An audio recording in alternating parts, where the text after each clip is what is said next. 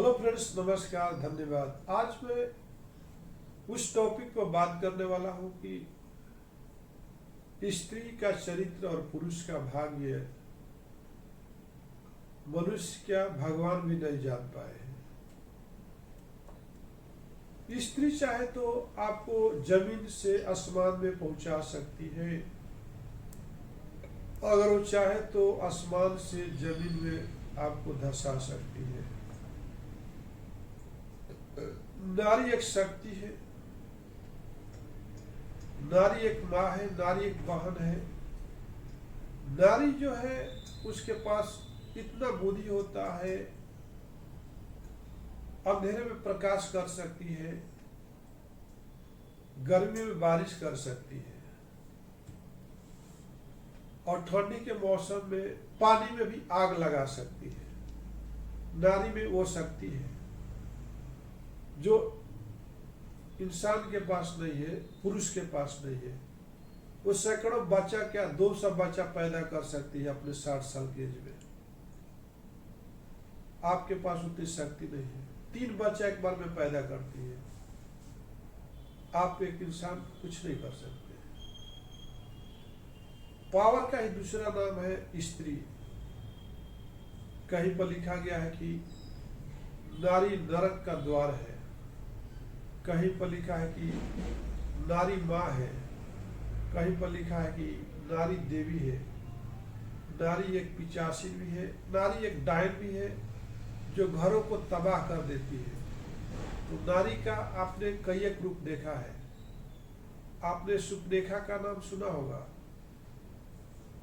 नारी सुपनेखा का नाम सुना होगा ना, रावण की बहन थी और इतनी सुंदर थी। उसका हस्बैंड को उसका भाई रावण ही मार दिया था, तो उसको बदला लेने के लिए किस तरह से प्रिया चरित्र रचती है और अपने ही भाई को श्री रामचंद्र से दुश्मनी करवा करके अपने भाई को मरवा देती है। नारी का चरित्र देखना है तो उधर महाभारत में देखिए।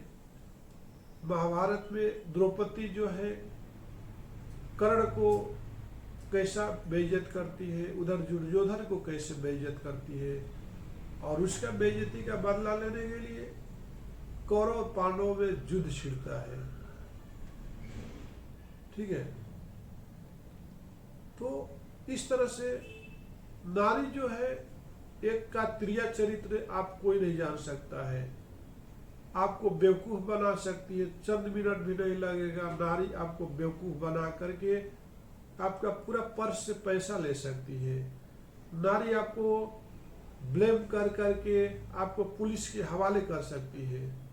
नारी आपके लिए कुछ भी कर सकती है। नारी का पावर का आपको अंदाजा नहीं है, क्योंकि त्रिया का चरित्र जो है कोई नहीं जानता है।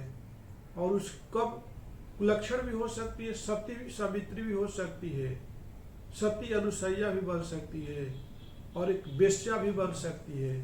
तो नारी का चरित्र बड़े बड़े महारथी भी नहीं जान पाए हैं, बड़े बड़े लोग भी नहीं जान पाए हैं, और नारी के आगे सभी लोग विवश हो चुके हैं। वहां पर देखिए इंद्र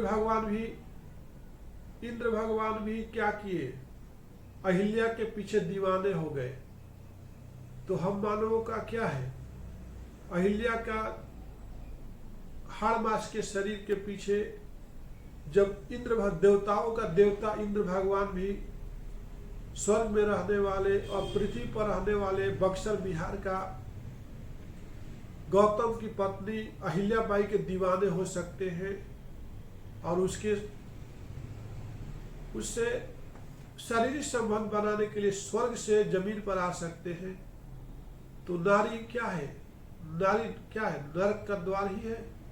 और नारी जो है आपका पतन का भी कारण है, आपका कलंक का भी कारण है। इसलिए नारी का चरित्र तो भगवान भी नहीं जान पाए हैं, और नारी के आगे तो सब लोग झुक गए हैं। तो नारी का आपने देखा कि नारी के बारे में आपको मालूम, जैसे आपका ही पत्नी क्यों ना हो, आप अपने बीवी को कितने साल से जानते हो, कितने साल से, 4 साल से, 5 साल से, 2 साल से, 10 साल से, 50 साल से। लेकिन मैं बोलता हूं कि आप अपनी बीवी को अभी भी नहीं जानते हो। उसका कौन सा चरित्र, कब कैरेक्टर कब बदलेगा, कब उसका गिरगिट की तरह रंग बदलेगा, इंसान कभी भी किसी स्त्री को आज तक परख नहीं पाया है। जब ऊपर वाला ही, ईश्वर ही नहीं परख पाया है, तो हम इंसान की मजाल क्या कि औरतों का चरित्र को पहचान सके। हमारा शादी होकर के कई साल हो जाता है, लेकिन हम अपने बीवी को नहीं पहचान पाते हैं। आप अपनी बहन को भी नहीं पहचान पाते हो, आप अपनी सास को भी नहीं पहचान पाते हो, वो भी एक नारी है। तो नारी कौन सा रूप कब दिखाएगी, ये कोई भी नहीं पहचान पाता है।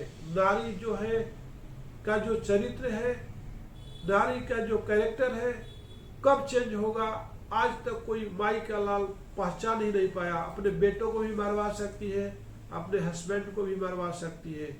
नारी एक पिचासीन है, नारी का नरक का द्वार है, नारी एक डायन है, नारी एक देवी है, नारी एक शक्ति है, तो नारी एक खूबसूरत नर्तिका भी है। नारी एक जो है उसका कई स्वरूप है। तो नारी के बारे में जानना आज से कई साल पहले सतयुग में कोई नहीं जान पाया, द्वापर में नहीं जान पाया, त्रेता युग में भी नहीं जान पाया, तो कल युग में क्या आप खाक जानोगे। उसी तरह से दूसरी पहलू में बात करते हैं तो पुरुष का जो भाग्य है, इंसान की जो भाग्य है, वो कोई नहीं जानता है। इंसान का जो कब क्या होने वाला है, कब गरीब से अमीर बन सकता है, वो इंसान का भाग्य को परखना, उसके बारे में जानना हमारे और आपके बस की में बात नहीं है। इसलिए कभी भी नारी जात पे कभी भी भरोसा नहीं करना चाहिए। कोई भी, चाहे आपकी वाइफ हो, चाहे आपका कोई भी हो, तो इतिहास गवाह है कि कभी भी नारी जात पे आप भरोसा जिस दिन करोगे, आप भरोसा के, नारी कभी भी भरोसा के लायक नहीं रही है। वहां पे महाभारत में जब होता क्या है, जब कर्ण मारा जाता है तो वहां कुंती जाकर रोती है, गिड़गिड़ाती है। तो पांडव देखते हैं कि आखिर कर्ण के पास जाकर के कुंती क्यों रो रही है। तो कब जाकर के जो युधिष्ठिर पूछते हैं, माँ आप, ये मेरा दुश्मन है, वो उसको मरने के बाद आप क्यों जाकर रो रही है। तो उस टाइम में कुंती बताती है कि मैं इसलिए रो रही हूं कि कर्ण जो है तुम लोग का बड़ा भाई है। तो उसी समय युधिष्ठिर भगवान जो है अपने नारी जात को श्राप देते हैं कि नारी जात के पेट में कुछ भी पचने वाला नहीं है। नारी को अगर हम कुछ भी बता देते हैं तो आज नहीं तो कल कोई न कोई रूप में वो जरूर उस बात को किसी न किसी से कहेगी। आज इतिहास गवाह है, आज कलयुग में भी आपकी धर्मपत्नी कितनी भी अच्छी हो, लेकिन उस पर भरोसा नहीं करना। अगर कोई सीक्रेट बात है आप उसको बताओगे, लेकिन वो सीक्रेसी जो है किसी न किसी दिन दूसरे तक जरूर पहुंचाएगी। ये हमारा इतिहास है। इसलिए नारी का चरित्र और पुरुष का भाग्य कोई भी नहीं जानता है। पुरुष जो है कब कहां से कूट कर कहां तक आ सकता है कोई नहीं जानता है। उधर देखिए एकलव्य तो जो था जंगली लड़का था, और वहां पर जब गुरु द्रोणाचार्य पांडवों को और कौरवों को धनुष बाण की विद्या सिखा रहे थे, तो उसने देख देख करके धनुष बाण में चलाने में सबसे उन लोगों से भी आगे निकल गया था एकलव्य। तो किसी का कोई भाग्य नहीं जानता है। देखिए भाग्य की बात करते हैं तो जो मिस्टर सुंदर जो है चेन्नई का रहने वाला है, आज से एसईओ का काम गूगल पे करता है, एक बहुत मामूली गरीब लड़का है। तो पुरुष का भाग्य नहीं जान समझ सकते हो। उधर देखिए एक न्यूज़पेपर बेचने वाला अब्दुल कलाम देश का राष्ट्रपति बन गया था। उधर देखिए आज पीएम मोदी एक रेलवे स्टेशन पर चाय बेचने वाला, वो आज से आपका देश का कर्णधार है और आपको चला रहा है। तो कहने का मतलब देखा कि स्त्री का चरित्र और पुरुष का भाग्य कितना चेंज होता है, इसी किसी को भी पता नहीं है। इसलिए हम किसी भी पुरुष को, किसी को भी हमको नीचा नहीं दिखाना चाहिए। अगर आपके साथ एक झाड़ू मारने वाला भी आदमी हो, एक वर्कर भी हो, तो वो एक पुरुष है, उसकी भाग्योदय कब हो सकती है, वो जमीन से आसमान तक कब पहुंच सकता है, तो ये कहना गलत है, उसके बारे में डिसीजन देना गलत है।